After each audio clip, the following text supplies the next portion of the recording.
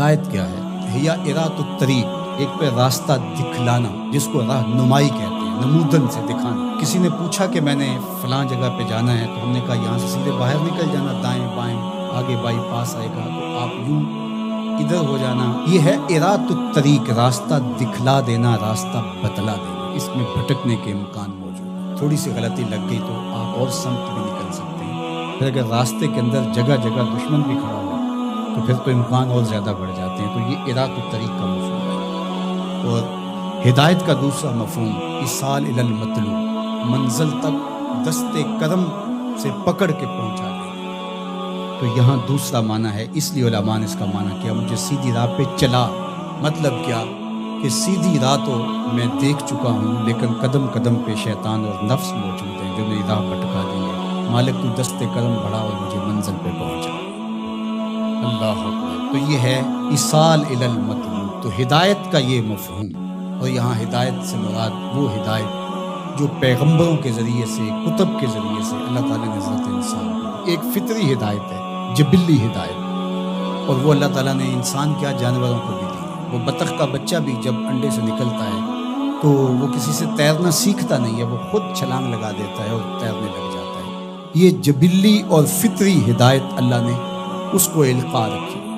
بچہ پیدا ہوتا ہے تو اس کی زبان ہوتی ہے، بولنا نہیں جانتا، وہ آ کے سیکھتا ہے۔ ہاتھ ہوتے ہیں، پکڑنا نہیں جانتا، آ کے سیکھتا ہے۔ قدم ہوتے ہیں، چل نہیں پاتا، سنتا ہے، سمجھ نہیں پاتا، دیکھتا ہے، پہچان نہیں پاتا۔ یہ ساری چیزیں تدریج سے سیکھتا ہے۔ لیکن بچے نے ماں کی چھاتی سے دودھ کیسے لینا ہے، تو یہ اس کو جبلتاً بتایا جاتا ہے، کیونکہ اس کی پہلی ضرورت ہے، باقی چیزیں وہ آ کے سیکھتا ہے۔ اسی طرح خیر اور شر، یہ بھی اللہ تعالیٰ نے القاء کیا انسان کو۔ پیغمبروں نے آ کے راستے اجالے، لیکن اچھائی کیا ہے، برائی کیا ہے، یہ انسان کو پتہ ہے۔ کسی کو تھپڑ مارنا بری بات ہے، یہ کہیں سے اس نے نہ بھی پڑھا ہو، کسی نے استاد نے نہ بھی بتایا ہو، یہ اس کا ضمیر بتاتا ہے کہ یہ غلط ہے۔ تو خیر اور شر یہ اندر تمہارا بتاتا ہے، یہ فطری اور جبلی ہدایت ہے۔ فَأَلْهَمَهَا فُجُورَهَا وَتَقْوَاهَا۔ اللہ انا ہدیناہ السبیل اما شاکرا و اما کفورا، یہ فطری جبلی ہدایت ہے، لیکن انسان کے لیے وہ کافی نہیں ہے۔ اس لیے اللہ کی بارگاہ میں عرض گزار ہوا، اہدنا الصراط المستقیم، اللہ مجھے جبلی ہدایت تو عطا کر دی، اور تو نے مجھے ایمان کا نور بھی دیا، تبھی تو نماز کے لیے یہاں آ کے کھڑا ہوں نا۔ وضو کیا ہے، مسجد میں آیا ہے، لباس پہنا ہے، ہاتھ باندھے ہیں، قبلہ رخ کیا ہے، اور پھر بھی ہدایت مانگ رہا ہے، تو پھر اس کا مطلب یہ ہے کہ یہ استقامت ہدایت پہ مانگ رہا ہے، اور ایصال الی المطلوب والی ہدایت طلب کر رہا ہے کہ جگہ جگہ شیطان موجود ہے، مجھے بھٹکا دے گا، میرے مالک مجھے منزل مقصود تک پہنچا دے۔